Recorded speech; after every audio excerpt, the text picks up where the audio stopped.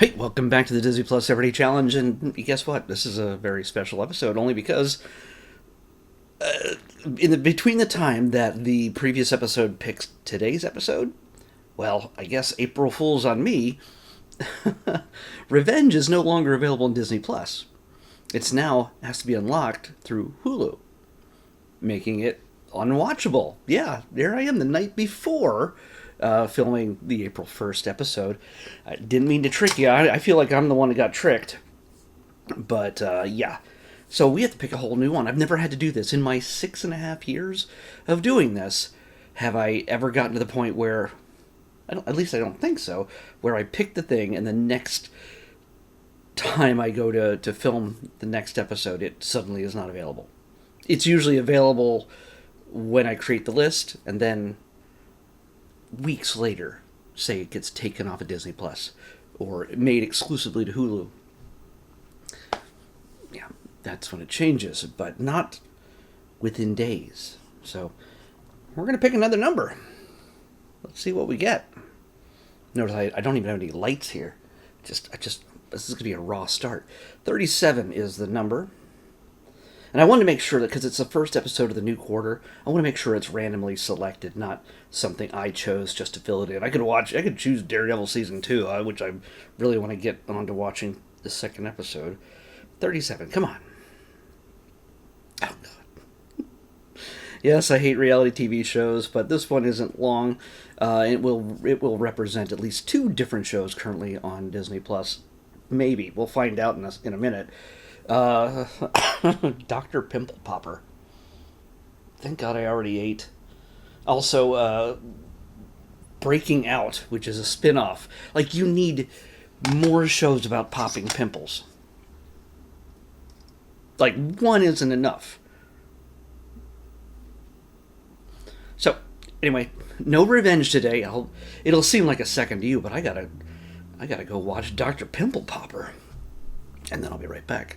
So I'll see you in a moment. Hey, welcome back to the Disney Plus Everyday Challenge.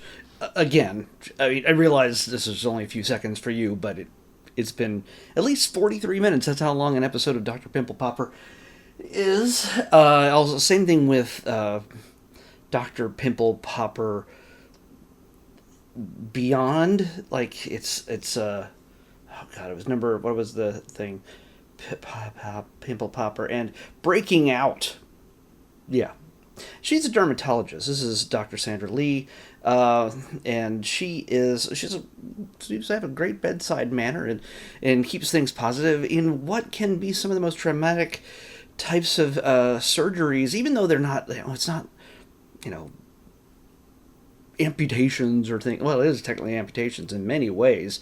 It's not usually a life or death type of operation, but it is traumatic. It's life-changing for the people who are suffering from a number of different conditions, which are slowly flowing by me right now on a rotating screen as I have IMDb up on the app.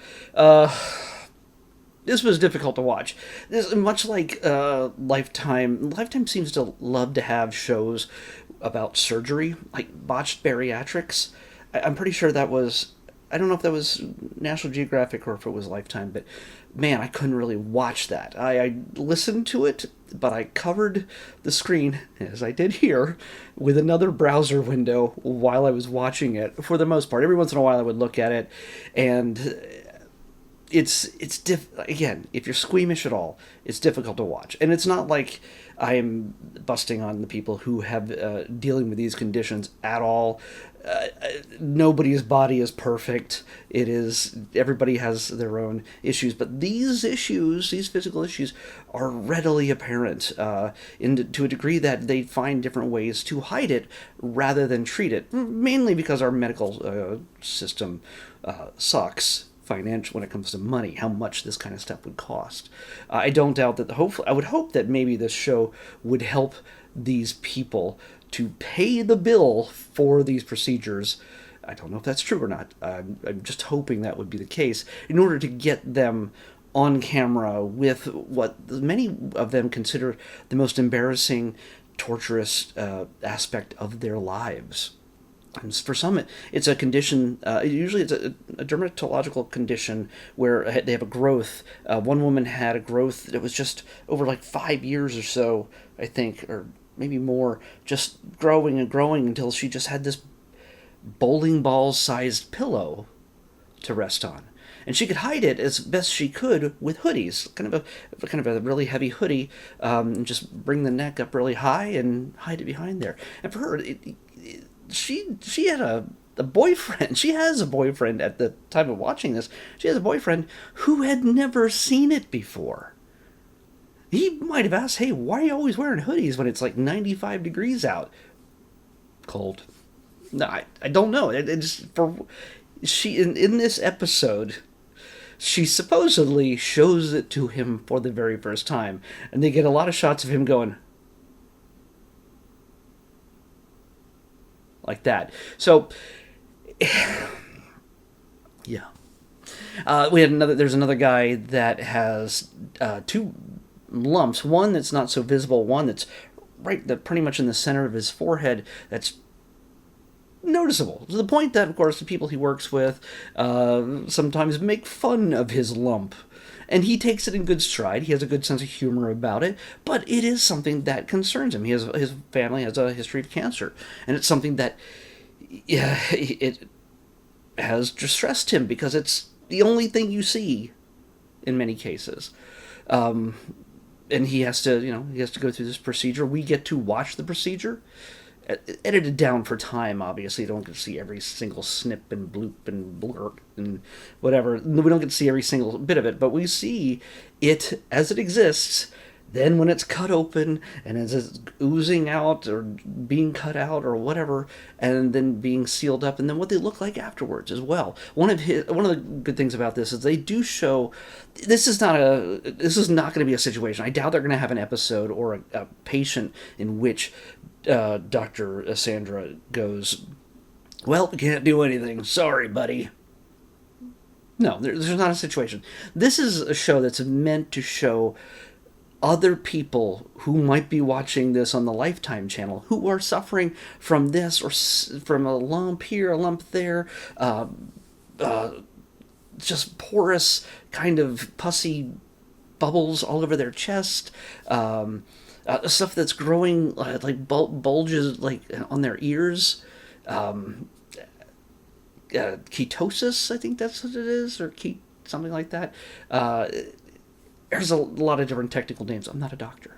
You can watch the show to figure that out, what they call it. And if you are suffering from something like this, I mean, this is the kind of show that kind of gives people hope, or at least maybe the inspiration to do something about it, to at least have it better, to have it inspected and see what they can do about having it taken care of, if it bothers them. There's a lot of people who are just fine. That's just the way I am.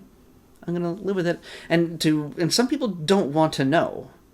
They'll leave whatever, a growth here, a growth there. I know plenty of people who are like that. They will just, hey, it's just the way it is. I'm going to leave it there. And I don't want to know what it may imply more deeply, cancer or anything else. And sometimes it can leave messy scars as well. And it's a debate as to whether you want to, how intrusive it is in your life, whether it's something, the lump here or lump here is more invasive to your life than a scar that might, be, that you can't hide as easily, maybe. I don't know. I would think the scar would be easier to hide, but either way, I know it seems almost fetishistic that Lifetime seems to have a number of these shows, and there's a spin-off of this show. I don't get it. I don't get it for the sense of entertainment. For the sense of somebody having, like I said, who has something they're dealing with in their life, or they know somebody who does, there's hope that it doesn't have to be so scary if they haven't had it inspected yet. There's some people, yes, some things have gone so far that they cannot be easily operated on. And that is tragic. But technology and science and medical science have improved over the years. So if maybe something that wasn't going to happen for you 10, 15, 20 years ago, maybe you have a better chance now. I don't know. But if this is something you're dealing with, this might be something that can encourage you to take a look. That lets you also know that you're not alone in these situations. These are situations where people have sort of just lived their lives and gotten used to it, and this is the way it is, but now they have an opportunity to change it. And Dr. Sandra Lee does her job with a good attitude, and very often almost inappropriate humor. I wouldn't say there's too much humor that is inappropriate, but in this case, sometimes, like I can't even watch it, and she's like, "Ooh, that's gooey. That's kind of what color is it? That's neat." Like she's really positive about the whole thing, so I think it takes a lot of the edge off of it. It's not so mechanical. It's not so operational. It's certainly not a fun experience. The people that she's working with, that she's operating on, are conscious during the procedure. Especially the woman that we see first, who has the large bowling ball sized lump on her shoulder and back, with a threat that it's going to get bigger. She's awake for the entire process. It's localized anesthesia, but whew, there's moments where she feels twinges of pain, or she's nervous about it. Because honestly, if you get halfway through something that big and you go, oh, well, that's attached to something really important and we can't go any further, what are you going to do? That's kind of if there's any drama to this, and also the issue of when they start digging around and they start pulling stuff out, that they do take these things to be examined, and it will give them an indication as to whether there is a cancerous reason for such growths. Very often, everything I saw in the first episode had been benign. They're just either growths of fat or flesh, or it's never muscle or bone or anything else so far. That, again, I'm not going to watch any more episodes. Nothing against Sandra Lee. I'm just saying this is... I'm just way too queasy when it comes to this stuff. I can see blood all day, but no. When they take it out and it's just this pile of fatty pus goo on a table, and she's removed these things from this woman's ear. She's had to wear headbands her entire life. Well, not her entire life, as long as they've existed. Because she got her ears pierced one time, and something went wrong, and I guess it didn't seem wrong, but suddenly these bubbles of flesh started growing around her earlobes and the back part of her ear, so much so that she really couldn't do anything about it, but she wore a headband that covered it up. It was fashionable, but it's something that it embarrassed her, like, understandably. We all want to look our best, feel our best, and not have to spend 6 months rent to have it taken care of. So yeah, it's America. Watch this if you've got a strong stomach, and you might be in a situation like this, or if you know somebody who is. You might be able to watch this and find some empathy for what they're going through. You might know somebody. This is not made to mock anybody or tear anybody down for how they look. This is important to these people, that either can live with what they're dealing with, or have the bravery to undergo surgery to deal with it, and that for a lot of people is not easy.